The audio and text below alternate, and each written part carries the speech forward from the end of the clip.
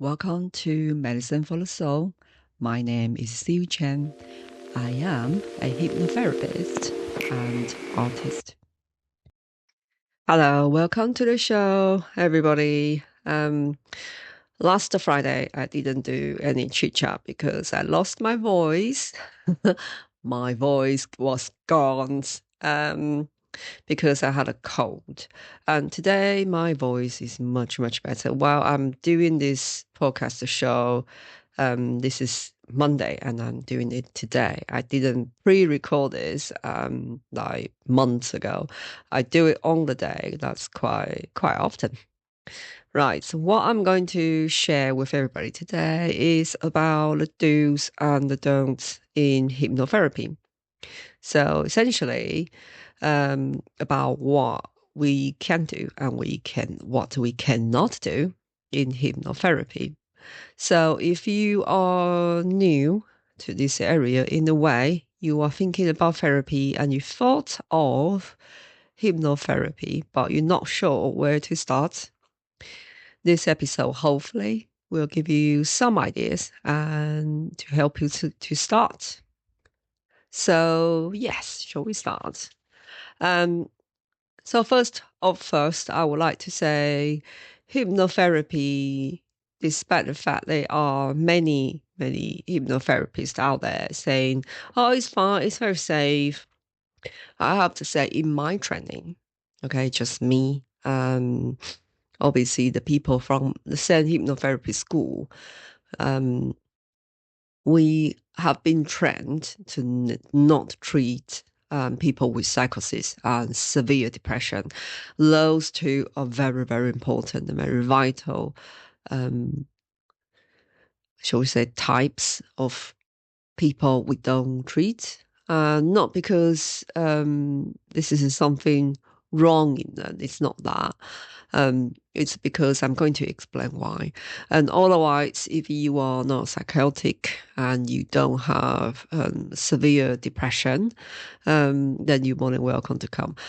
But it's worth mentioning there's one particular situation I had seen in the past, which is because hypnotherapy is basically counseling plus hypnosis. And if you're curious how this works, you are more than welcome to go to listen to my another episode. I talk about subconscious mind and how hypnosis works. So, right, let me carry on. Yes. So in hypnotherapy, when we talk about hypnosis, this part, we ask people to relax and close your eyes and relax your body and your mind. And there is a very, very important part coming after this is to use your imagination. So if you are a person, you already experienced hypnosis or hypnotherapy in the past, you hear hypnotherapists talk about or say to you, imagine something. Imagine this, imagine you're walking in woods.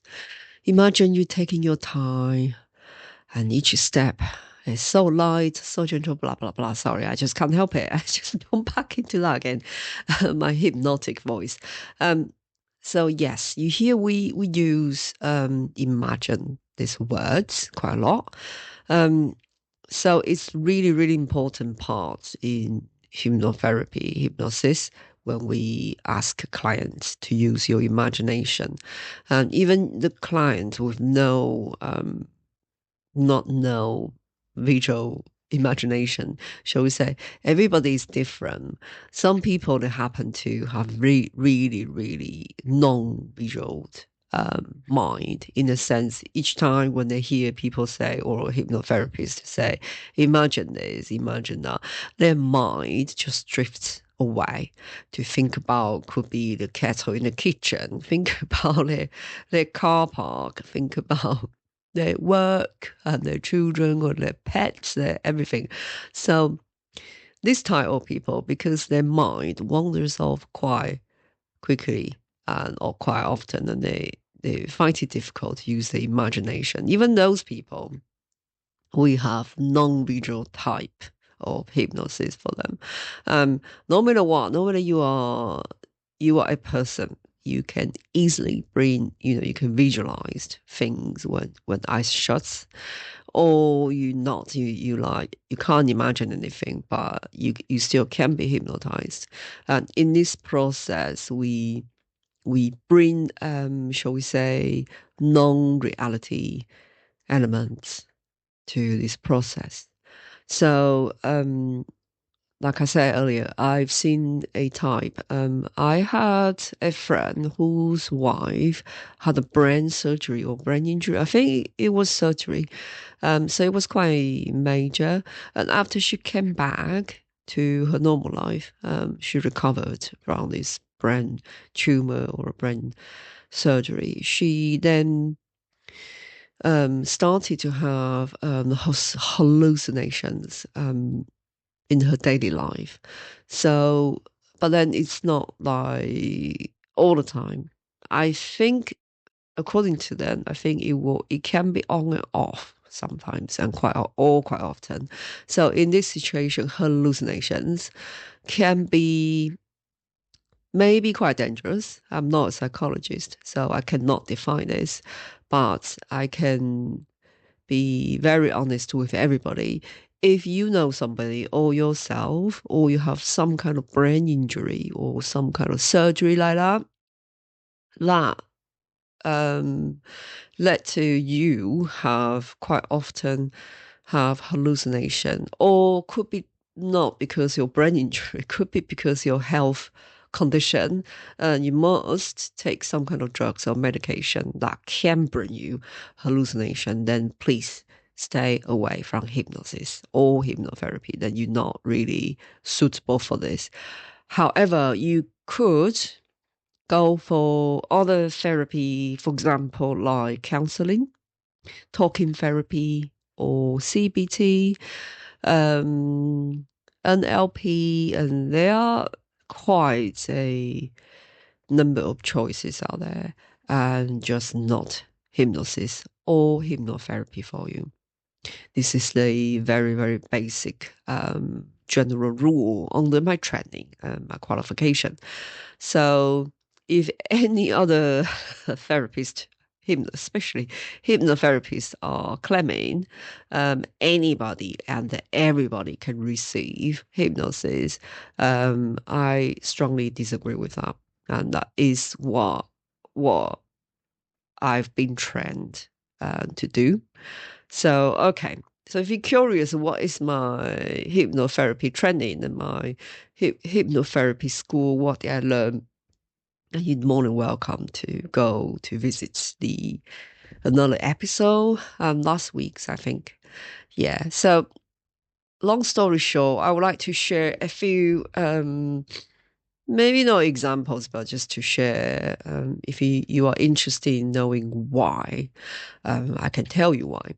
Okay. So people, for example, if you, unfortunately you suffer some kind of psychosis or some kind of issue that, no matter, like I said earlier, no matter is your health condition, mental health issue, or because of whatever reason, as long as you are a person, you experienced regular hallucinations, then it is really not suitable. A lot of hypnotherapists would just say no to you.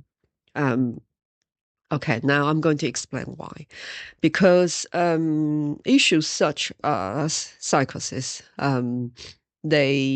patients of, in general, people with psychosis, often already living in this state that they don't really know, we call reality and themselves. So they get quite confused sometimes. Like, I'll give you an example. Like, you could hear somebody with psychosis tell you, do you know what I think? I've been watched, or I have been spied. Those people quite often they shall we say they create or they believe there is another reality in them. Therefore, they kind of live with that reality and external reality, which is what we call the world we experienced. Um, Therefore, those people, whether or not they are diagnosed, um, that we say hallucination it is quite common in their daily life. Um, this is quite difficult because sometimes we might see someone talking, different level of psychosis. The most dangerous types are the ones that are undiagnosed. Um, so hypnotherapists we all need to be very careful.